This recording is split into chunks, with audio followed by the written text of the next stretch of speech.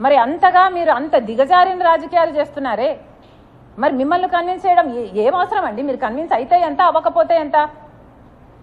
ప్రజలు కదా కన్విన్స్ అవ్వాలి. మరి ప్రజలకి సమాధానాలు చెప్పండి. ఎందుకని సాక్షి టీవీలో హార్ట్ అటాక్ అని చెప్పారు? ఎందుకని ముందు సిబిఐ అడిగారు, ఆ తర్వాత సిబిఐ వద్దన్నారు? ఎందుకని అవినాష్ సాక్ష్యాలు తుడిచేస్తుంటే అమాయకంగా నిలబడి చూశాడు? ఇవన్నీ సాక్ష్యాలు ఆధారాలు సిబిఐ అన్ని పెడితే ఇవన్నిటినీ కారని మీరు కన్విన్స్ అయ్యానని బుకాయిస్తున్నారు. మీరు బుకాయించినంత మాత్రాన ప్రజలు కన్విన్స్ కారండి.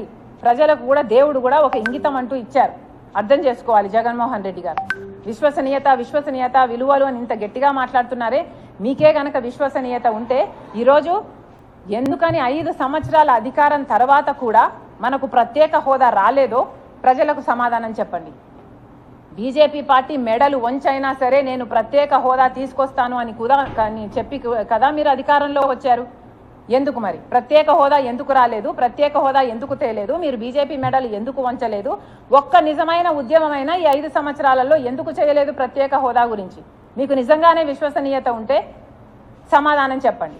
పోలవరం ప్రాజెక్ట్ అయితేనేమి, రాజధాని అయితేనేమి, ఇలా ఒక్కటంటే ఒక్కటైనా సాధించుకొచ్చారా? మీకు నిజంగానే విశ్వసనీయత ఉంటే మరి ప్రజల ప్రయోజనాలన్నీ ఎందుకు తాకట్టు పెట్టారు బీజేపీ పార్టీకి? మీ స్వప్రయోజనాల కోసం ఏదైనా తాకట్టు పెడతారా? ఎవరినైనా బలి చేసుకుంటూ పోతారా? ఎవరినైనా తొక్కుకుంటూ పోతారా? కనీసం కడపలో స్టీల్ ఫ్యాక్టరీ కూడా మీరు కట్టలేదు. ఇది అవమానంగా లేదా మీకు? మీ సొంత జిల్లా కదా కడప. కనీసం ఇక్కడైనా కడపలో స్టీల్ ఫ్యాక్టరీ అయినా కట్టుంటే మీకు చెప్పుకోవడానికి ఏదైనా ఉండు. ఈ కడపలోనే ఇక్కడనే 625 గ్రామాలకు కనీసం మంచినీళ్ళు లేవండి. మంచినీళ్ళు లేవు గ్రామాలలో.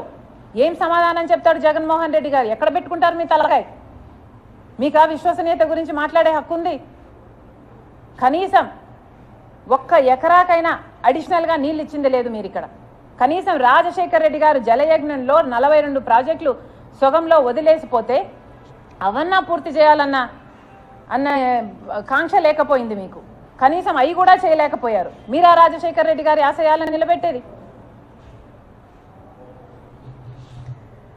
Thank you guys.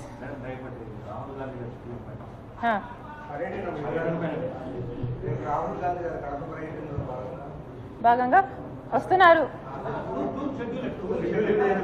Okay, first land అవ్వగానే ఇడుపులపాయకు వస్తున్నారు. వైఎస్ఆర్ ఘాట్ దగ్గర వైఎస్ఆర్ గారికి నివాళులు అర్పించిన తర్వాత కడపలో పబ్లిక్ మీటింగ్ ఉంది. పబ్లిక్ మీటింగ్లో జనాల్ని అడ్రస్ చేసిన తర్వాత వెళ్ళిపోతారు.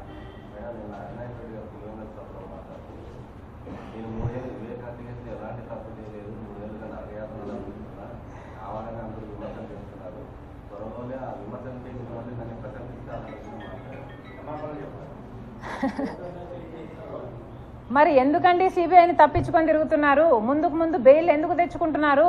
సిబిఐ దగ్గరికి వెళ్ళండి. మీకున్న సాక్ష్యాలు, మీకున్న కన్విన్సింగ్, మీరేదో జగన్ రెడ్డిని చేయడం కంటే మీరు అక్కడికి వెళ్ళి వాళ్ళని కన్విన్స్ చేసుకోవచ్చు కదా. అయినా నేను దొంగతనం చేశాను నన్ను పట్టుకోండి అని నిలబడతాడా అండి? అక్కడనే నేను చేయలేదనే చెప్తాడు ఏ దొంగ అయినా. ఆ దొంగను నమ్మినోడు పిచ్చోడు.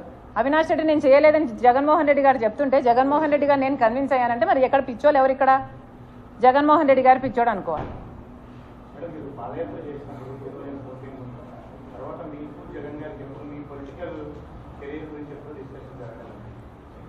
అమ్మా, నేను పాలిటిక్స్లోకి రావాలి అన్న కోరిక నాకు కాదు కానీ మిగతా అందరికీ చాలా మందికి ఉంది.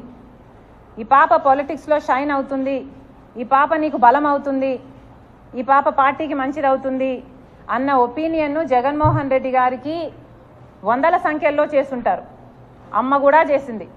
అమ్మకు కూడా జగన్మోహన్ రెడ్డి గారు నన్ను ఎంపీని చేస్తాను అని మాటిచ్చారు.